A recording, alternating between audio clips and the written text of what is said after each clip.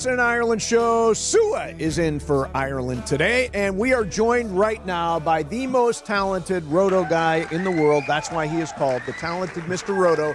Matthew Berry's online. Hey, Matthew, how you doing, man? Mace, how are you, my friends? Good to talk to Everything you. is great. Good to talk to you. I was just explaining to Sua my draft strategy. Bounce it off you. Okay. So I am going to draft running back, and then Justin Fields in the 6th round. What do you think? Sure. It's fine. And it may very well work out that way, Mace. My challenge is, or my issue here, honestly, is I don't like going into a draft saying I'm definitely going to do this, right? Whatever this is. I mean, because the point is that if I don't know what, do you know what pick you have yet? Number 8 of 12. Right. So let's say, and it's probably not going to happen, but let's say the first 7 picks are all running backs. You're telling me that you're not. No, then I go Puka. Jamar Chase? Then I go Puka. Okay. All right, you go Puka. So, I mean, like, I would go Chase there, but whatever. That would be your first receiver?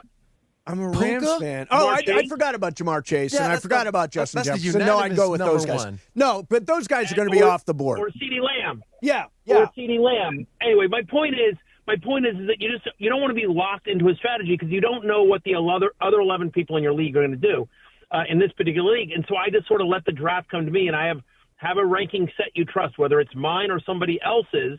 Have a ranking set you to trust, and you go in and, like, you just sort of let the draft come to you. So, like, I like Justin Fields as a quarterback this year, and I don't have a problem starting running back if you're towards the end and you wind up with, call it like Devon Achane and Chase Brown, which could work out, or Achane or Henry, or Achane and Irving, depending on how it falls. Yep. I'm good with any of that.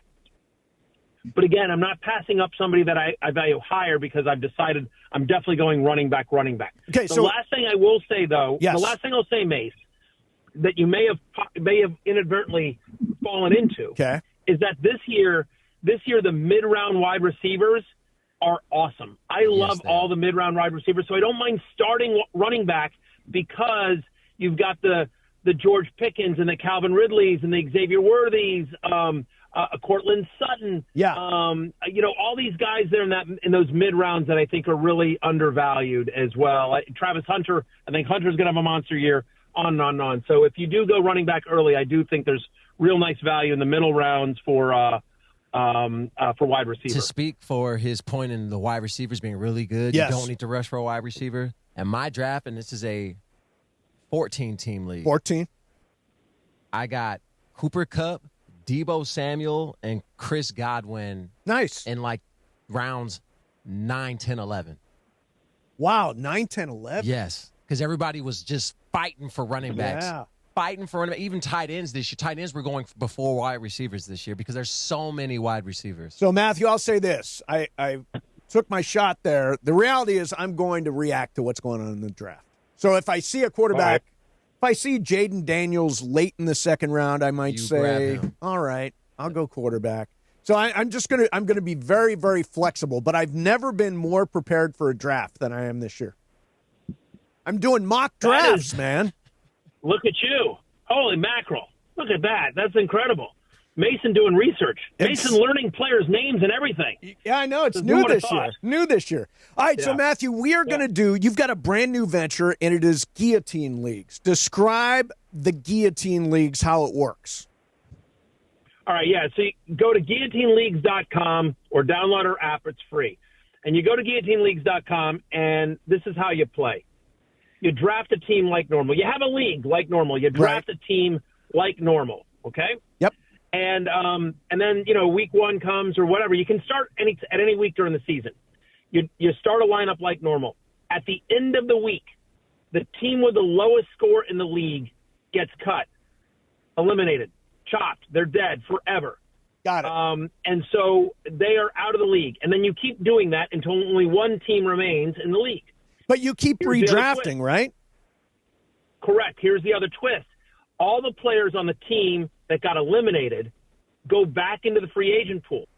So, every team has a first-round pick. Every team has a second-round pick. So it's week 6, and, CeeDee Lamb and Bijan Robinson are on the waiver wire. It's like it's a crazy format. You have $1,000 of fake money to bid on throughout the season as well, and so you could be strategic. That is fun, man. Addicting game. It is really, really fun.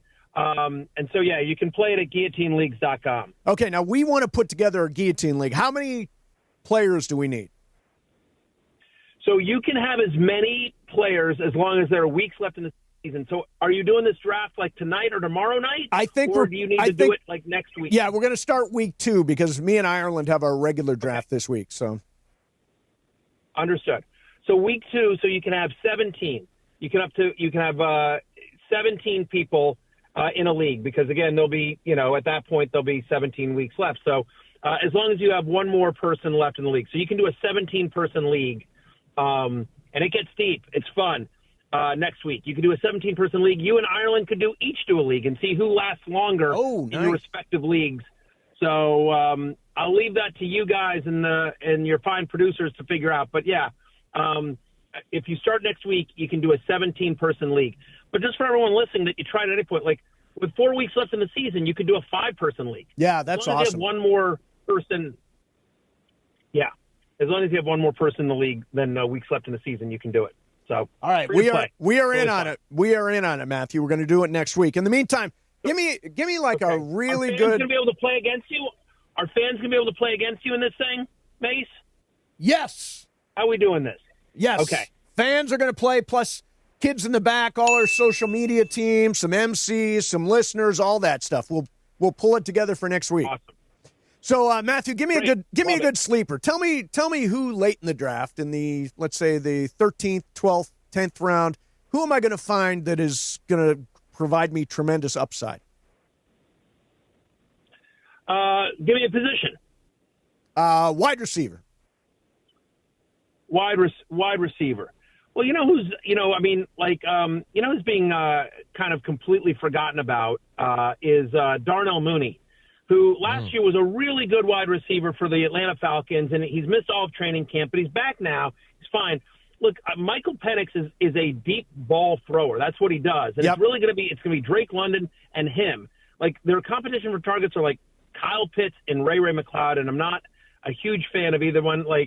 So I do think Darnell Mooney, who's going really late in drafts, I think he's pretty interesting as a guy that's going in sort of the 13th round.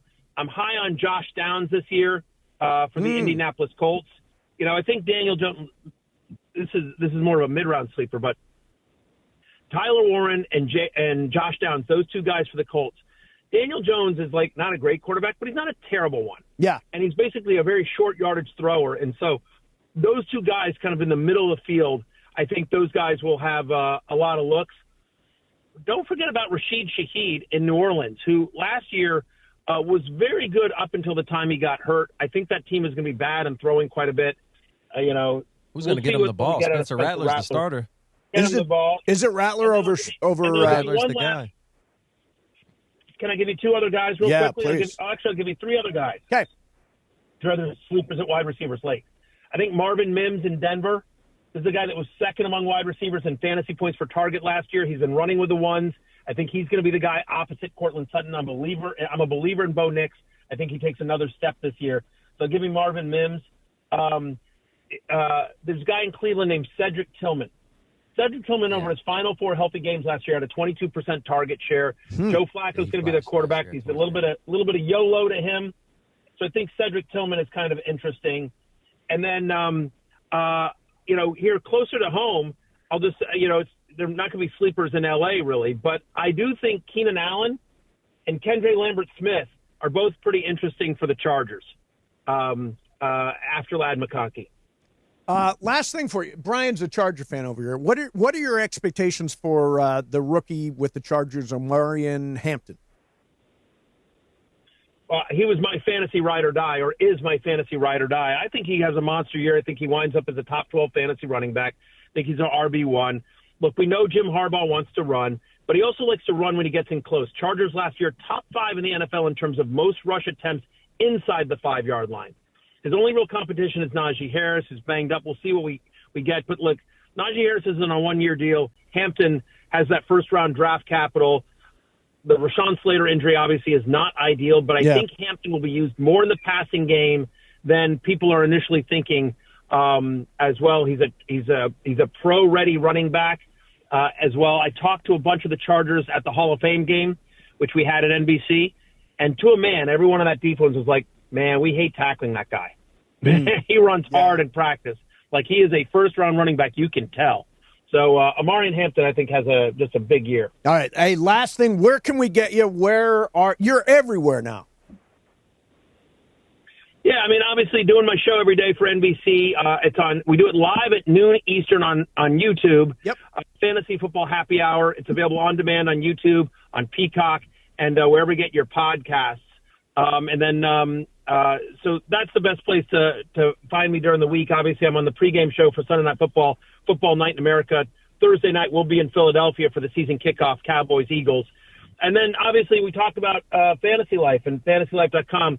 If you have a league like Mason's, crazy league, where you have to draft 3 quarterbacks, we have tools that you can design specifically for you. For whatever kind of weird scoring you have, you know, every league is unique. Your advice should be too. So if you go to FantasyLife.com, you can sync your league for free. We will give you advice for free. We will give you analysis geared specifically to your team. So go check out FantasyLife.com. Tons of great tools there. Awesome, man. Well, listen, we appreciate you always coming on. We look forward to talking to you on a weekly basis as everybody digs into fantasy football. Thanks very much. And next week, we will talk about our brand new Guillotine League. Love it, Mace. We'll talk soon. Okay, thanks. Matthew Berry there. Talented Mr. Roto joining us.